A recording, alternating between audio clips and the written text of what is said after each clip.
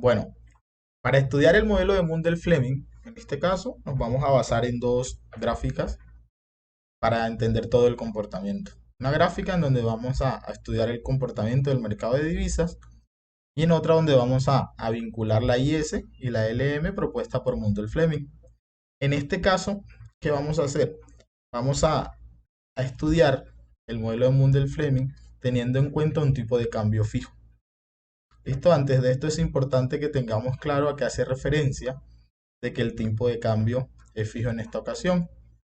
Esto quiere decir que de alguna manera el gobierno de turno ha tomado la decisión de que, independiente de las fluctuaciones que se den en el mercado de las divisas, considera mantener un precio fijo de su moneda o de la moneda local frente a una moneda internacional, que en este caso pues por temas de defecto asumimos que es el dólar. ¿Listo? Entonces, para estudiar esta situación de tipo de cambio fijo, tenemos en cuenta de que el supuesto de movilidad perfecta de capitales se cumple en este caso. Vamos a utilizar una situación mediante una política fiscal expansiva que realiza el gobierno, haciendo aumento del gasto público. ¿Listo? Para eso nos vamos a ubicar inicialmente en, en nuestra gráfica de IS y LM en esta situación. Entonces, ante esta situación, partimos nosotros de un punto de equilibrio que vamos a llamar Y1. Al aplicarse una política fiscal expansiva, el gobierno decide aumentar el gasto público. Esto va a generar un aumento o un desplazamiento de la curva IS hacia la derecha. Pasaremos de una curva IS1 a una IS2, encontrando un nuevo punto. En este punto, si nosotros vemos, nos damos cuenta que el ingreso del país aumenta, además que lo hace el interés doméstico o el interés interno. Es decir, que ya si nosotros vemos acá la balanza de pago, no estamos sobre esa igualdad entre el interés doméstico o el interés interno y el interés externo o internacional. Por lo tanto, al tratarse de un tipo de cambio fijo, esta situación a qué conlleva? Conlleva a que al ser la tasa de interés doméstica o interna mayor a la externa, ingresen capitales externos a nuestro país. En este caso, se aumentaría la cantidad de dólares que van a estar circulando en nuestra economía.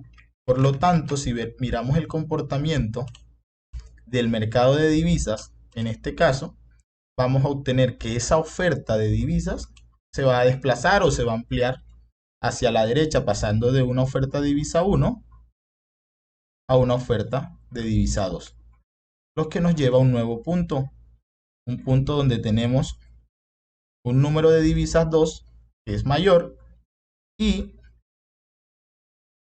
un tipo de cambio nominal menor. ¿Qué quiere decir esto? Que al disminuir el tipo de cambio, nosotros vamos a necesitar menos pesos para obtener un dólar en este caso. Ante esta situación y tratándose de un tipo de cambio fijo, se hace necesario la intervención por parte del gobierno, en este caso mediante el Banco de la República, para poder regular o llevar nuevamente el tipo de cambio al que ellos consideran debe mantenerse o hayan considerado establecer. Por lo tanto, en este caso, ante esta situación y tratándose de un tipo de cambio fijo, para mantener ese tipo de cambio, el banco sale a comprar ese excedente de dólares que se están dando en el mercado. Por lo tanto, conlleva lo siguiente, conlleva que, primeramente, la curva LM se desplace hacia la derecha,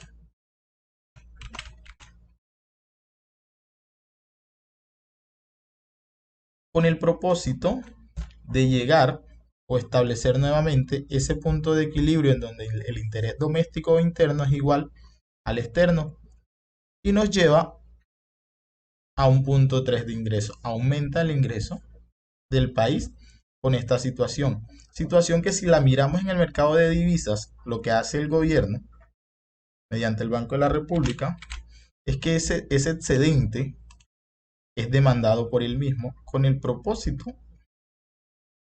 de alcanzar en la oferta de divisas 2 el mismo punto inicial donde se encontraba el tipo de cambio nominal, teniendo un número de divisas 3 y el mismo tipo de cambio, con el propósito de mantener ese tipo de cambio tal cual como ellos lo habían establecido desde un inicio. Entonces, adicional a esto, como vemos nosotros, una política fiscal expansiva sí genera un efecto positivo para el crecimiento de los ingresos en una nación siempre y cuando se esté trabajando con un tipo de cambio fijo. Es decir, que esta política es eficiente para aumentar los ingresos siempre y cuando estemos trabajando con un tipo de cambio fijo.